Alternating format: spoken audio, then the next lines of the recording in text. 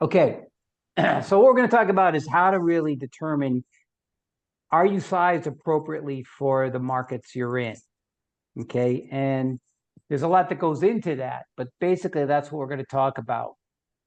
And so we could, this is a small enough group, so we could just do real quick intros, and that way everybody knows the type of business you're in. So let's just do the 30-second introduction, not the 5 minute. And so you can just say who you are and your business, and real brief what you do.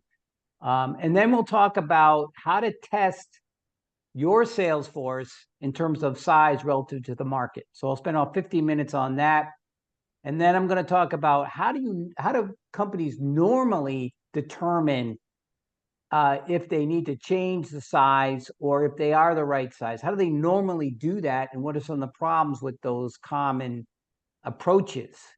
And then we're going to talk about different ways that you can do that, assess your size, but base it on the market. And that's really the missing piece a lot of times, market and profit.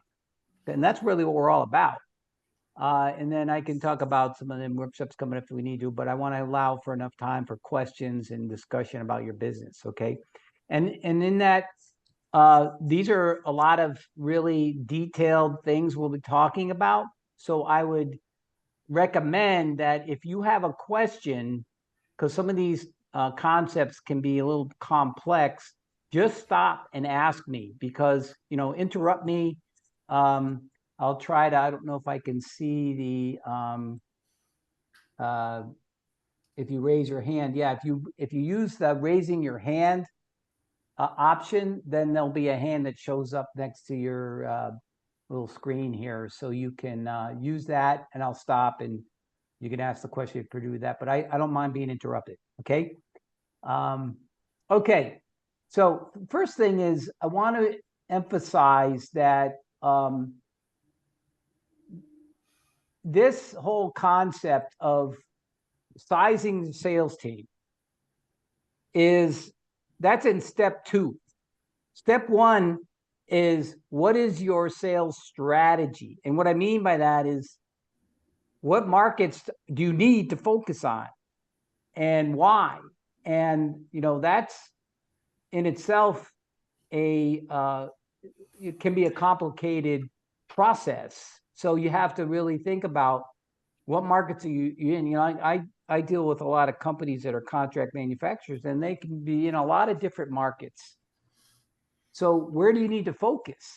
And generally, they're all smaller businesses, so you don't have a lot of resources to cover a lot of different markets. So where, and that requires an internal analysis of, where are you really good? Where do you have a lot of penetration, and what really caters to your strengths, and the external analysis of what's happening out in the marketplace that would indicate there's a lot of opportunity there. Okay, then you figure, okay, well, what is our go-to-market plan, and what's our marketing plan? How are we going to produce leads, and what is the prospecting strategy for our salespeople? So they won't be wasting time trying to get meetings with decision makers, and what's their formula, so we know what activities they need to be doing, okay? Until that's done, you can't really determine, do you have the right size, because you haven't really assessed the market opportunity yet, okay? And part of the market size analysis includes, what is the structure of the sales team? So that's kind of what Peter was talking about. And what are the roles that they are playing, and what is the territory we want them to cover, right? And then how will that territory be allocated and designed? So all of those 3 things go together, but they're based on really, what do we expect in terms of market penetration, and what's our strategy to get there? Okay, so once that's been established, we can take a look at these things. And then from that, it's like, all right, how are we going to make sure we're getting the right people in the right roles? How are we going to manage them? How are we going to manage their behavior? How are we going to train them up to fill the gaps and then coach them? And, that plays into leadership and culture. And then what activities do they need to be doing to be successful? And how do we set those expectations and let them know what do we expect? Okay. And then how do we give them the right tools to be efficient? Market intelligence, customer research, and a good list. Sales starts with a really good quality list of the people you want to be talking to, and how are you providing them the tools they need? And there's a lot of really interesting innovation there, in sales with AI. You got your email wrong. Hold on. I'm actually in the webinar right now. Yeah. You can still log in. Let me Christine, sure I've got it do correct. yourself. Sorry, bear with me Christine, one do moment. yourself. Okay. So, and Okay. I have MJA at precisionsigns.com. All right. Thank you. Jeez. All right. So the data that you need to show them how they're performing, and how you're tracking that and helping them with the right CRM, and how they utilize that. Are they motivated? You've got the right comp plan. Are they really energized? Is there a pathway for growth for them and to keep them motivated? And are you helping them to see how achieving those goals really extrapolate into their own personal goals, and how you manage them and manage performance in the territories and coach them? Okay. So when it comes to sizing, the first thing we're going to talk about is, how do you assess your current size? If you determine that you need to increase, well, what is the new ideal size? Or if you want to decrease, what would be the objectives there? And so you have to be careful when you're making changes that it's not disruptive to your existing salespeople and structure and markets and customers. And then once you've done that, then how do you implement the new size? Okay. So I'm going to first talk about, how do you test for the size of your sales team? And these are 6 different ways. I should have numbered them, but there's 6 different ways, things that you could look at to determine how well are you sized for the markets you are addressing. Okay. The first is a customer test. What are your customers saying? Are they saying, what, it just seems like your salespeople aren't available for me, or I can't really reach anybody? Or on the other hand, is it like, they're kind of a pest.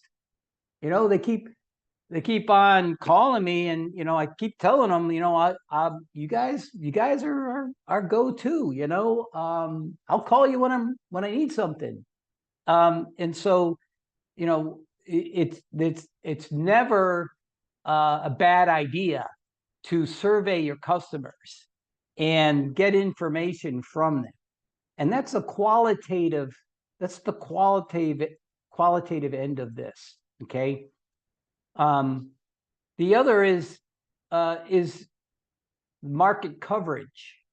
That is sort of a quantitative analysis of how well you're covering the market. And like I said, I deal a lot with contract manufacturers. What that means is they have customers, and the customers are repeat buyers. And quite often they don't spend enough, they're not going in and taking a look at their customers, at how much they're buying, and evaluating what can they determine from that. Okay. So for example, some of them might have 100 customers. Others might have 1,000. it doesn't really matter, because when you look at them all, and I suggest you go back 3 years, because year to year they can change. And how many customers does it take before you get to 80% of your sales? Because it's very common. In fact, it's common that you have tier 1 is 1 customer. And sometimes tier 2 is actually 1 or 2 customers. So now you're on tier 3, okay? And by the time you're done with tier 3, you've already got to 80% of your sales, and it's 20% of your customers. Sometimes it's 90-10, okay? So that's like sort of a good indication that you might be undersized if that's the case. But, it's a good exercise, because now you've got a real good understanding of, okay, tier 3, that's what we want. What's our strategy to go get some more tier 3s? Because a lot of times they're really highly reactive, and they're catching people every month, new opportunities, but you're dealing with tier 7, tier 8. And how do you know that your salespeople are efficient with their time if that's what's happening, right? So it's more of a qualitative analysis, but then a more difficult part of that is comparing that quantitative analysis with the market.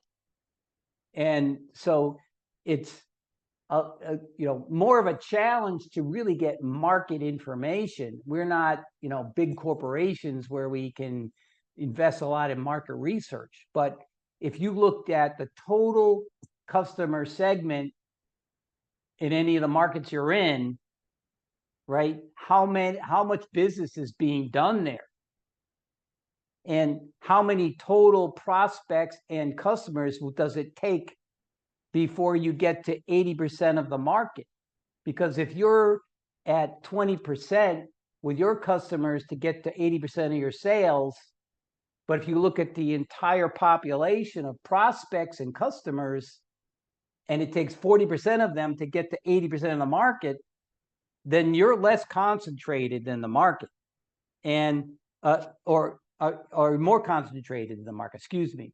And that means you're leaving money on the table, okay? And or on the other hand, if you're less concentrated in the market, then maybe you've got salespeople that are going after lower value opportunities just because they have to. So none of you probably have 80% of the market you're in. I had customers that are 70% of the market. And then in that case, you got to start looking for either you got to sell them new products or different products, or you've got to look at different markets to go into. Okay. So, you want to be really doing both the qualitative and the quantitative analysis and compare them. Third is sales force morale.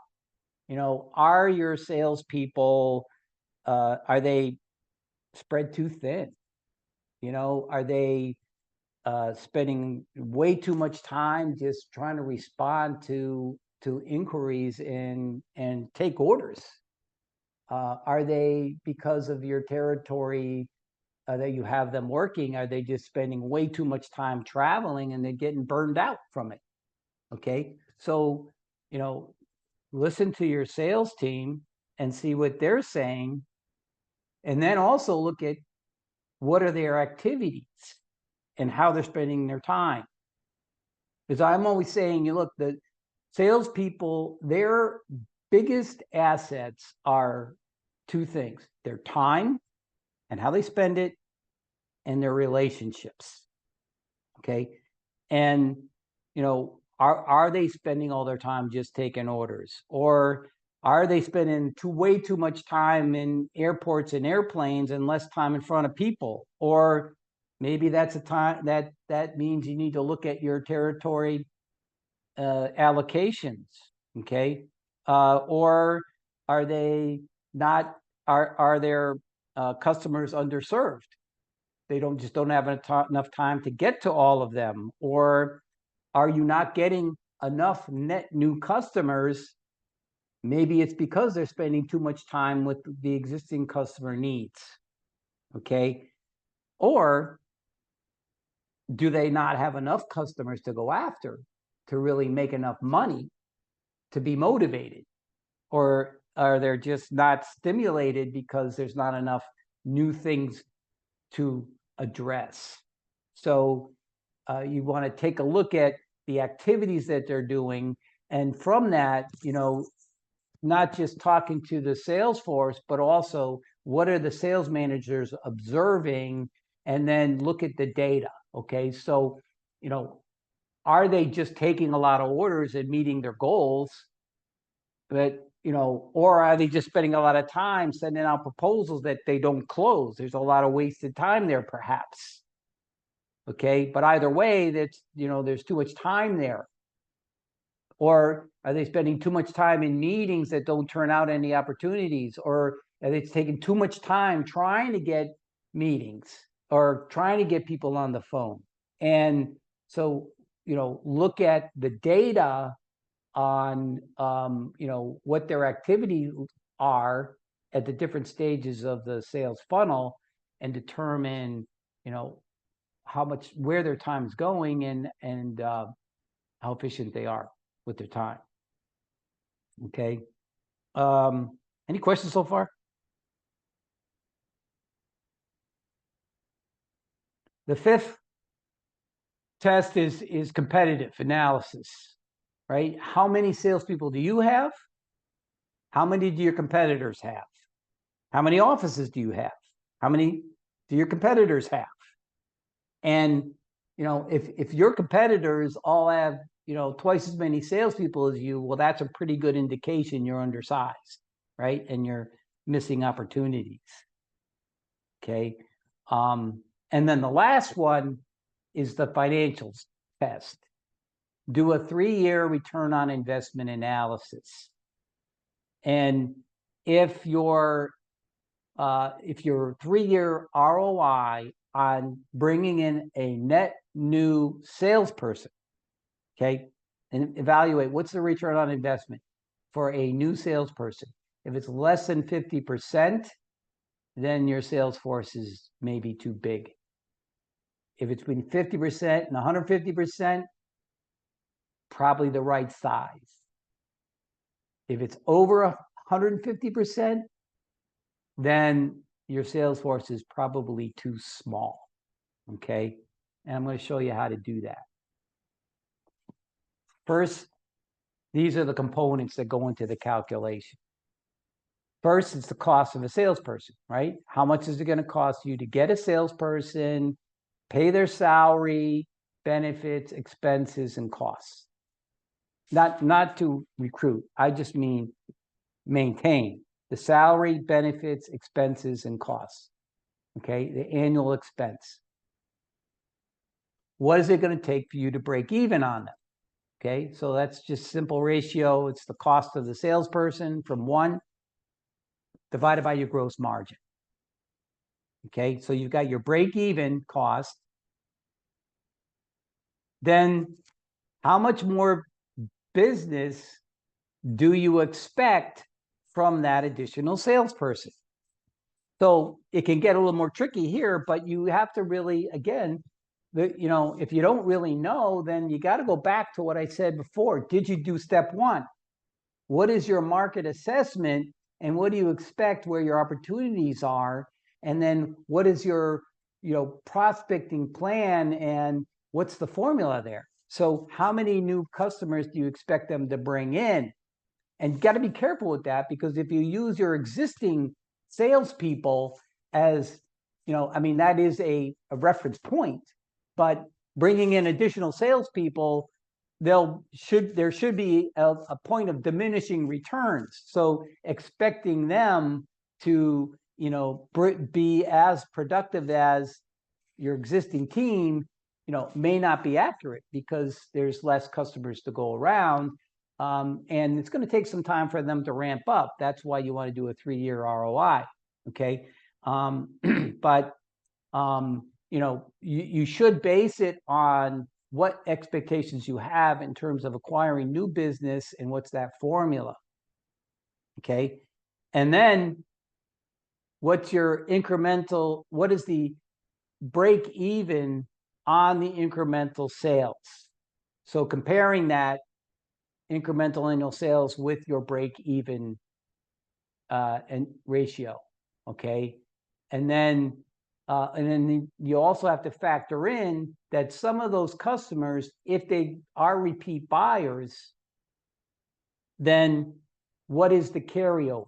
And that's going to vary. So if you're a contract manufacturer, you might expect that they're going to continue to buy year after year. I mean, I just had a new client that I started with this week that they sell equipment, metrology equipment. So once a customer buys one, they may be all set, or they buy, a lot of equipment, then they're going to be all set for, a period of time. And so it depends on what the carryover is. But when you take a look at that, what is the percentage of increased sales the following year, second year, and third year? What are you assuming there? Because there will be additional sales once the customer comes in. Okay, so these are the factors that go into it, right? So, like for example, I'm using round numbers here. Let's say the salesperson costs $100,000 all in, right? And your gross margin's 20%. So your break even is 100,000 divided by 0.2, and that's 500,000. So it's going to take you $500,000 in net new business top line to break even. Okay. So let's just say, all right, well, we expect this salesperson based on our formula or our projections and what we expect from a new salesperson, 500,000. Okay, so your incremental annual sales to break even ratio is 1. Okay. Now, how much new business will carry over? Well, let's just say, all right, second year we expect them to do 250,000, and then maybe the third year they're going to do half of that again, 125,000. So you add that all up over a 3-year period and calculate the return on investment on your 100,000, and it comes out to 75. Okay, so in this case, in this example, they're within the 50 to 150 range. You're right sized. If you're over 150, you're undersized. And under 50, you may be oversized. Okay. Okay. Any questions about this?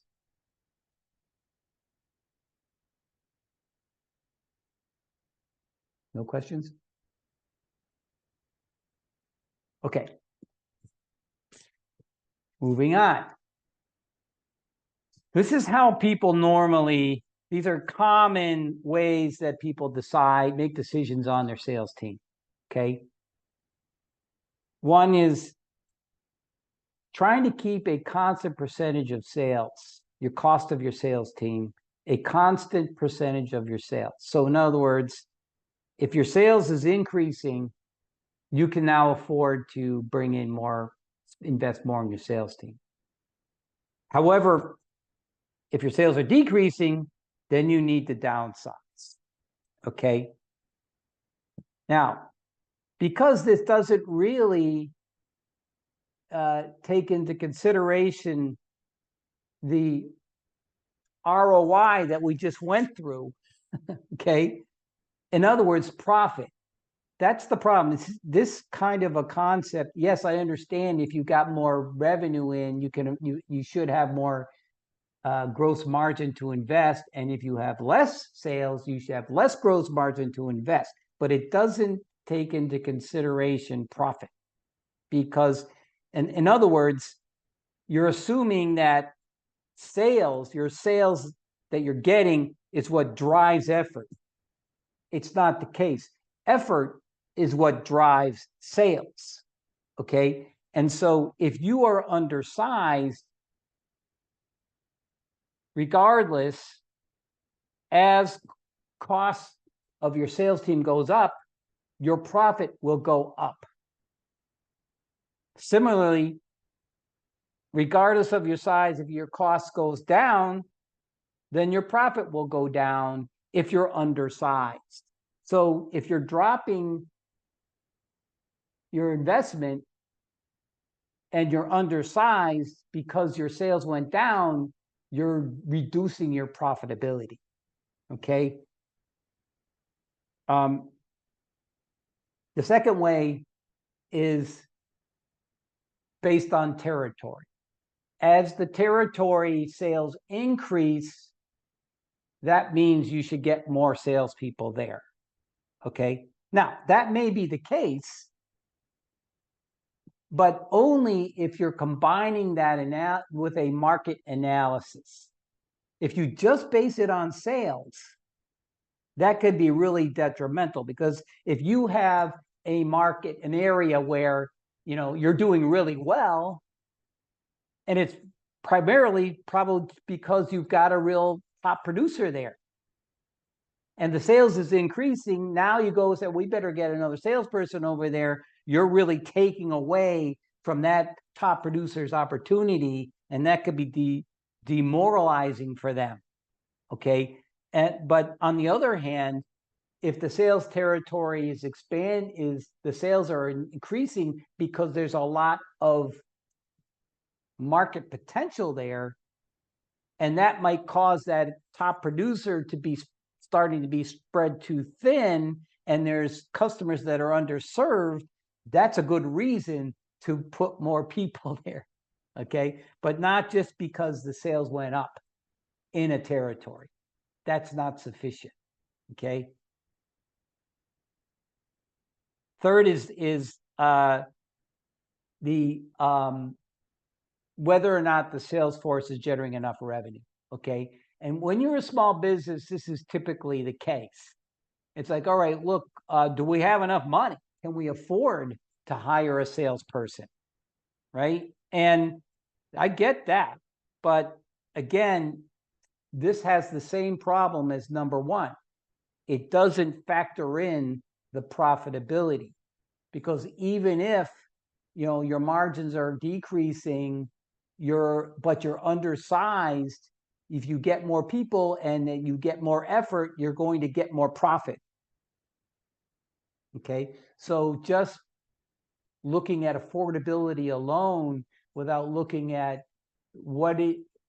are you undersized, therefore you're losing opportunity, then that might be a mistake. Okay. The next is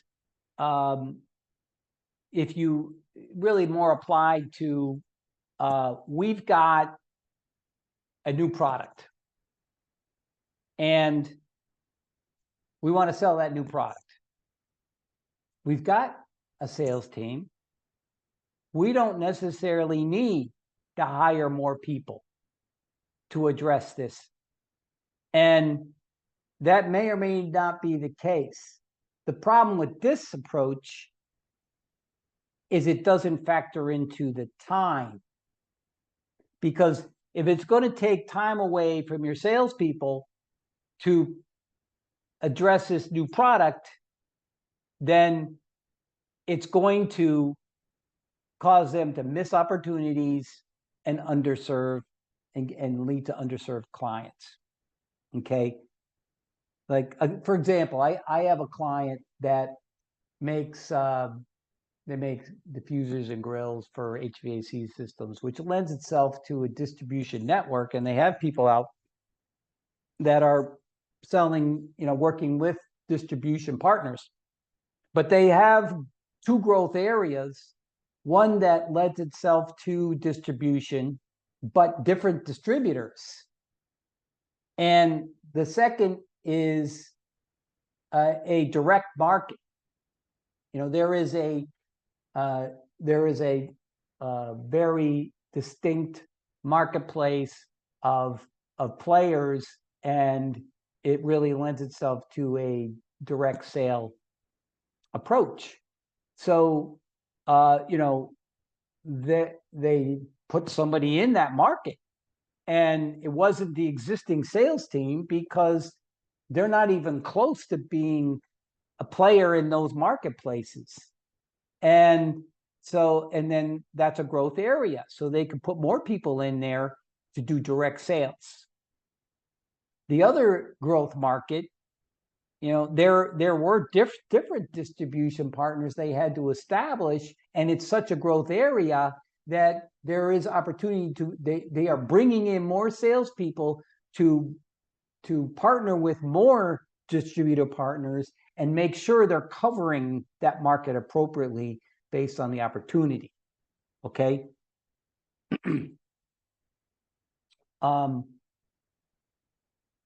The fourth one is increasing the effectiveness. Therefore, they can reduce staff. Okay. And again, like I'm saying, there is with AI a lot of opportunity to make your salespeople more efficient in what they do. Take away the mundane, you know, accounting and order entry and data, you know, the customer contact and all of that. There can be some significant improvements in effectiveness and efficiency. Okay, so if they're spending less time on things, does that mean you should reduce staff? Maybe. I mean, if you have sales enablement, you know, administrative people, perhaps that is the case. But unless you really look at whether you're oversized or undersized, it's not necessarily a good decision. Because if you're undersized and they become more efficient, then you should be, that's a great opportunity to really grow. Okay. And the other last one is, well, you know, it worked the same. It worked for us last year. You know, let's keep it the same size. Again, if you have a market opportunity and you're not addressing it with the proper strategy, then you're going to miss opportunities. Okay. So these are good ways to you know, take a look at things, but the real problem is it's not always factoring in market, profit, and time. Right? Any questions about this?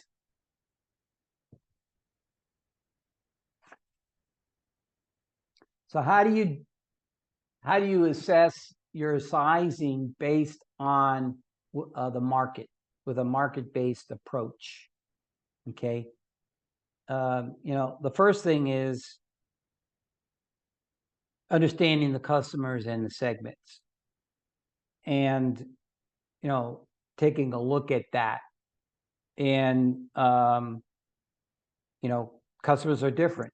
You could have different customers in different markets, and how they buy and how they want to be serviced could vary quite a bit. Okay. And you want to also look at, right, well, where's your best opportunity and where do we need to focus? That's number one. Okay. Then what's the appropriate size? Okay. And there's 4 different methods to evaluate that. And these are presented here, 1, 2, 3, 4, in the order of complexity. Okay. And, you know, in terms of the complication or the difficulty to utilize, right? So because it requires more data as you go down this list. And okay, so the first is the activity-based method, right? What are the activities that your salespeople need to do? Okay, what is it? What are the activities that they need to do? And that includes taking care of existing customers.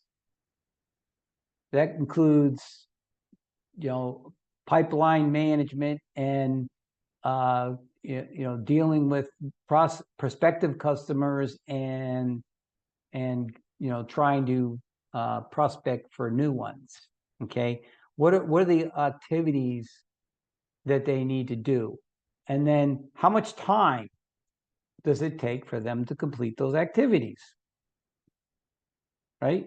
And then therefore how much time is it going to take for them to cover all of your existing accounts in the market segment and to execute on your net new formula?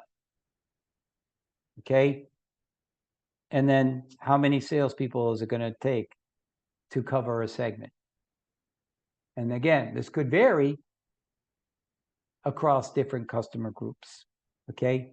So it's simple because you have existing customers. You should basically be able to understand what is it that they are doing and what is it that they need to do and how much time does that take. Okay. So it's pretty simple. Any questions about this one?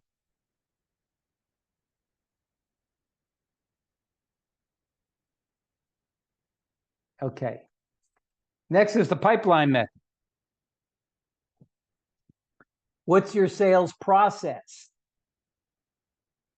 And so this is kind of part of what we're talking about with the activity method, because it's just including the pipeline, right? What are the sales process stages? How many prospects need to come into the pipeline to meet their goals? How much time is it required at each stage of the sales process? Okay. And that should be based on what their ratios are. And then what's the total amount of time that it takes for them to bring in the right number of new accounts? And what is the capacity of each salesperson to be able to do this and maintain their other responsibilities? Okay, and so how many salespeople do you need? And so part of the problem here is this is based on a formula, so you need to have the formula. Second, you need to have an understanding of what their efficiency ratios are. And this is a bone of contention for me because there is no CRM that gives you efficiency ratios, even though salespeople's efficiencies are based on ratios, right? So, I mean, how many proposals they need to do before they close a deal? Well, that determines how many proposals they need to do and how much time it's going to take. And so it also gives you an indication how much time is being wasted. And how many meetings does it take for a customer to decide to buy? And how many meetings do they need to have before a customer becomes a customer? And what are the prospecting activities they need to do? How much prospecting activity they need to do in order to get a new opportunity? So what are the activities that are going to be required to get the right number of new opportunities every month? And how much time does that take? Okay. So basically, it should be really doing both.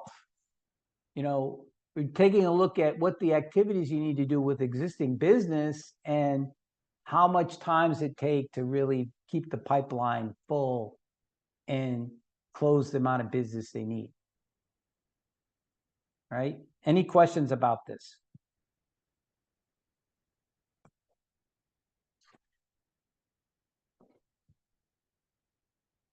Okay, move on. So The third one is the target return call method. So how many, so you take the information that you got from the first two, your activity and pipeline calculation. All right. So you've got the number of salespeople that you've calculated out of those two analyses. Right. Now, what's the cost of coverage? How many salespeople did you calculate you needed times the cost of those salespeople? Estimate the value of that. How much gross margin are they going to create? And then calculate the return on investment for that segment. Okay. And compare it with, your target return on investment to make a decision on whether or not it's a profitable enough thing to do. Okay. You can also do this kind of analysis on a segment to segment basis. Just determine if a particular market segment is profitable or not to expand. Okay. Any questions about that?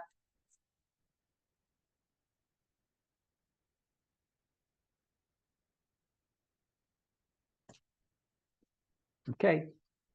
And then the last one is the sales response method. So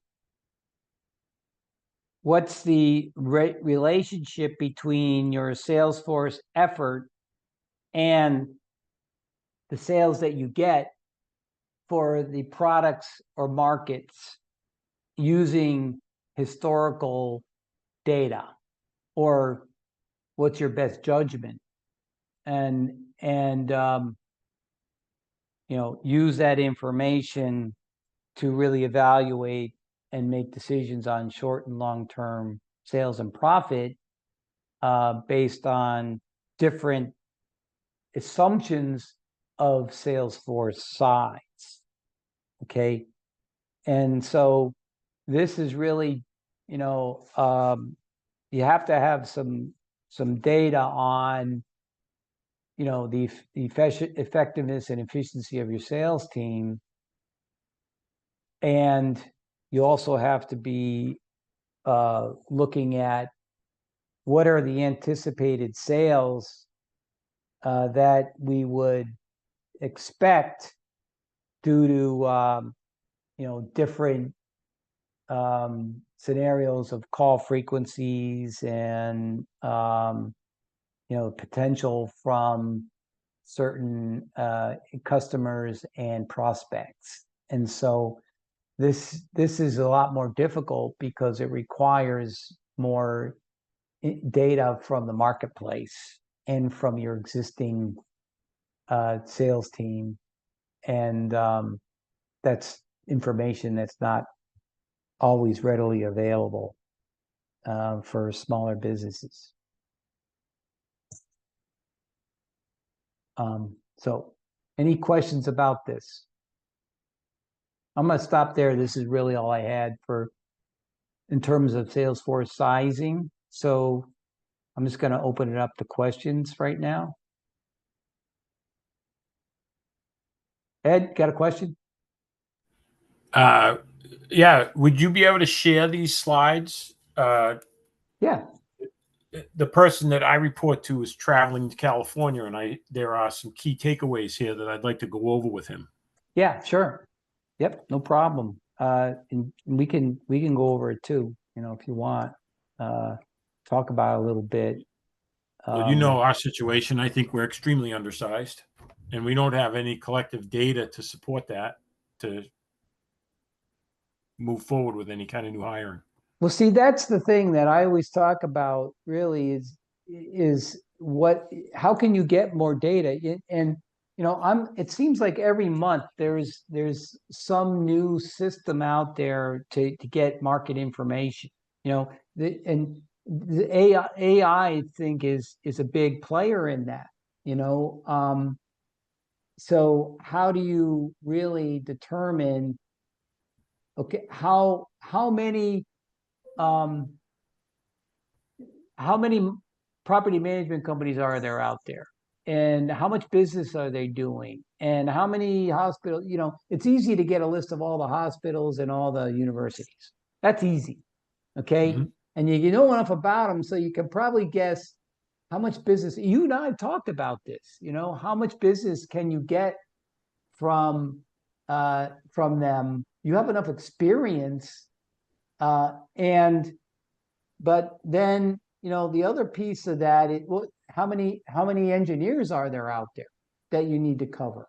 And now you have a whole new market for HVAC stuff. And how can you there's list services that range from uh I'm gonna say $40 a month to 15,000 a year. And I keep on finding new ones. My customers are finding them. So like that new account I just started with, they're using a company called Sales Intel. And then I had another client I was talking to a couple of weeks ago was using something called KnowledgeNet.ai. And I'm using Surf. It's a new one just because they integrate with my CRM. Apollo seems to be gaining a lot of market share. And I tried them out, didn't find the accuracy that great, so we went in a different direction. But lead generation, if that's what you're kind of talking about there, or contacts and what have you, I don't think that's our issue. no, I'm talking about what's the market? What is the total market potential? Okay. And getting a list of all of the prospects out there within the region that you are operating. All I need to do is go pick up the old yellow pages. Well, that's what I used to do. I used to use, the manufacturing news used to publish a book for every New England state. And I would have a book for every New England state. And I use that as my reference, Yeah. But now it's a lot easier because you can get this stuff electronically in a list and then take the data and manipulate it. And that's what I'm talking about. So try to assess what the market is, and then you can determine really, are you undersized or oversized, and where are you? You have a really good coverage with the property managers, and where you're kind of undersized on the contractors and the engineers, right? I mean, that's right. I would argue we're undersized in all aspects, simply because we're trying to cover 5 New England states now. So property managers in Vermont and New Hampshire and Maine may be different than Connecticut and Rhode Island. So Yeah, geographically, we're struggling. Right, but the point is, how much are you losing there? Well, Vermont, quite a bit. Well, yeah, and be a couple 100,000 a year. Okay. And then what's your break even on that? That's the question, right? And yep. Maybe that's not maybe that's not really where your first investment should be. No, I agree with that, but you mentioned Vermont specifically, but if we're looking at just plumbing, you're looking at a couple 100,000. Yeah, New Hampshire is probably a better place to go. And Maine, Yeah. Maine. Maine's funny. They like to deal with maniacs. You know? I am a maniac. Yeah. Well, yeah, we But could yeah, take if a you could look at share that. the slides, that would be Yeah, great. sure, no problem. I'm going to stop the recording here.